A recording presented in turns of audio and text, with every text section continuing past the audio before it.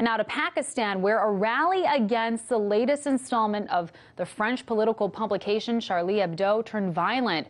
Police fired warning shots and water cannons to disperse the demonstration, while a photographer with the agency France Presse was shot and wounded during a scuffle. It's unclear who fired that shot, but the AFP says the photographer, identified as Asif Hassan, has undergone surgery and that his life is no longer in danger. But while the protests in Pakistan spiraled into mayhem, those that took place in other parts of the Muslim world remained peaceful. Meanwhile, in Europe, police arrested dozens of suspects in anti-terrorism raids as authorities rushed to crack down on people with links to Islamic extremists in the Middle East. In France, police arrested 12 people who are suspected of helping the gunman in last week's killings in Paris. U.S. Secretary of State John Kerry was visiting the French capital today to express condolences over those killings. And in Belgium, police killed 2 and detained 13 suspects in raids on an Islamic group that prosecutors say were planning a separate attack on police over there. 2 related suspects were arrested in France and 2 in Germany. No link was made between any of them and the Paris attacks. For more on that, though, let's go to RT's Tessa Arcilla.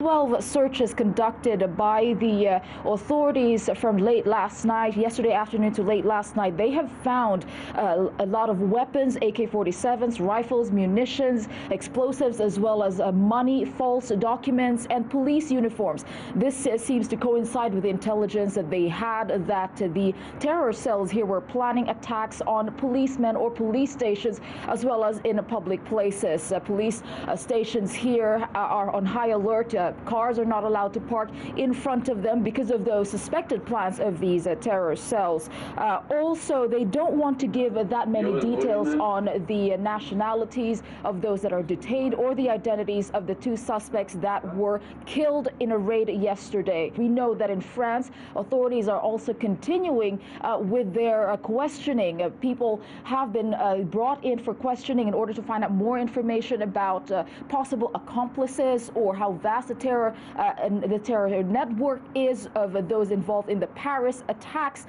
We also know that in Berlin, in Germany, massive raids were conducted by police, and the prosecutor's office in Germany confirmed the arrest of 2 suspected members of an extremist cell that was reportedly planning an attack in Syria. So as you can imagine, the feeling across Europe in various countries is one of being on edge, of stress. In Paris, we saw troops being deployed in the streets. This, of course, had added to the anxiety of people seeing uniformed men with guns. Everybody is simply on edge, waiting for more information on what the police can give on these suspected terror cells.